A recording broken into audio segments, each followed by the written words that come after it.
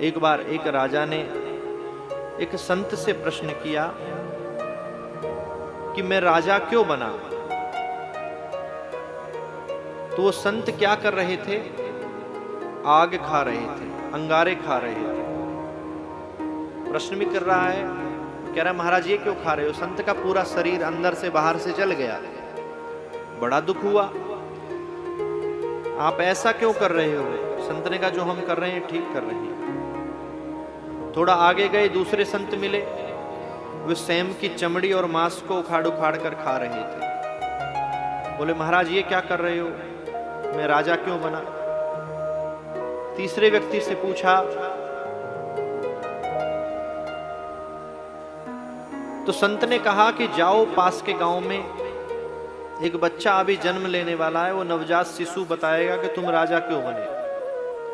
राजा को यह चिंता थी कि मेरे भी 2 हाथ पैर हैं और सबके भी हैं। कुछ लोगों को मजदूरी करनी पड़ रही है, कुछ को भीख मांगनी पड़ रही है, मुझे कुछ नहीं करना पड़ रहा, सब मिल रहा है। फिर भी क्यों मिल रहा है ये जानना चाहता हूं। तो आपको भी हम उत्तर दे रहे हैं कि क्यों मिल रहा है।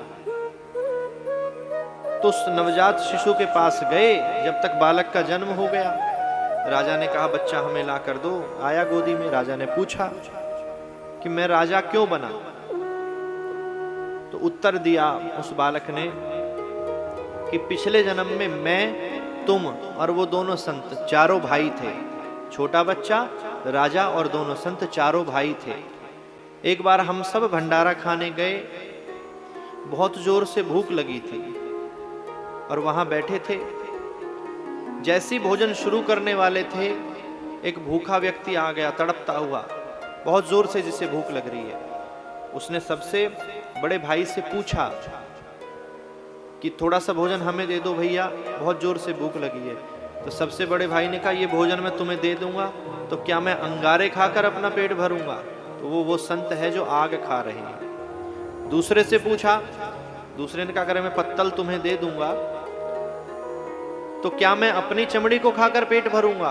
दूसरा वो है जो अपनी चमड़ी खा रहा है। तीसरे से पूछा, तीसरे ने कहा कि अगर मैं ये पत्तल तुम्हें दे दूंगा तो मैं भूख से मर ही जाऊंगा।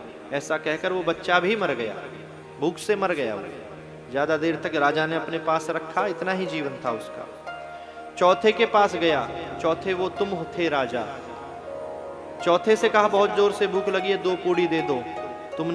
तुम्हें भूख लगी थी, तुम्हारे प्राण निकल रहे थे भूख से, तुमने पूरी पत्तल दे दी जिसमें 6 पूड़ी और थोड़ी सी सब्जी थी। वह उस व्यक्ति ने खाया, उसका पेट भर गया और तुम्हारे भूख से प्राण निकल गए। लेकिन अगला जन्म तुम्हें राजा के घर में मिल गया। इसलिए हमारे साथ जाता है तो सिर्फ हमारा पुण्य ही हमारे साथ जाता है, हमारा दान ही हमारे साथ जाता है, हमारे पाप ही हमारे साथ जाते हैं। जिसने जो कहा उसको वो मिल गया। हम भी जो कह रहे हैं